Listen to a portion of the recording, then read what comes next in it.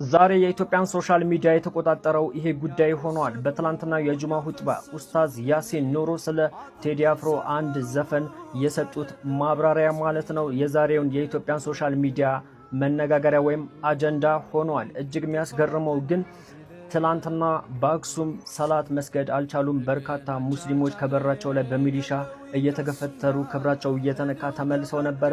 የአክሱም ጉዳይ ፍትህ ሳያገኝ የኢትዮጵያ ሙስሊም አዲስ አጀንዳን አግኝቶ እያራገበ ይገኛል። ይሄ ነው ድክመታችን ሁሌም የሚያስበላን ወይም ደግሞ ሌሎቹ ሙስሊምን እንዲደፍሩ የሚያደርጋቸው። ምክንያቱም አንድን በደል ዳር ሳያሲዝ ወይም ፍትህ ሳያሰጥ መብቱን ሳያስከብር ወደ ሌላ አጀንዳዎች በአፋጣኝ ይገባል። ሁሉም ሰው አንዳንድ ቪዲዮ ወይም አንዳንድ ፖስትና ግዴታዬን ተወጥቻለሁ ብሎ ይተዋል። ከዛም ሌላ አጀንዳ ይመጣለታል።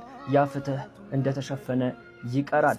ለዚህም ነው የጉንችሬ ሙስሊም እህቶቻችን ተማሪዎች ማለት ነው ኒቃባችሁን አውልቃችሁ ተማሩ ሲባሉ እምቢ ብለው አሁን መንገድ ላይ ቡና ጠጡን የጀመሩት። የሙስሊሙ ድክመት ይሄ ነው። ታዲያ አሁንም አዲስ አጀንዳ መጣና ሁሉም ሙስሊም አክሱምን ረስቶ በዚህ ጉዳይ ተጠምደዋል። ሙስሊሞች በዚህ ጉዳይ ላይ ምን ትላላችሁ? ኮሜንት ላይ ሁላችሁም ሐሳባችሁን አስቀምጡ። ፍትህ ለአክሱም ሙስሊሞች እያላችሁ በደንብ ኮሜንት ላይ አስቀምጡ። በደንብ ሼር፣ ኮፒ ሊንክ፣ ሪፖስት እያደረጋችሁ አዳርሱት።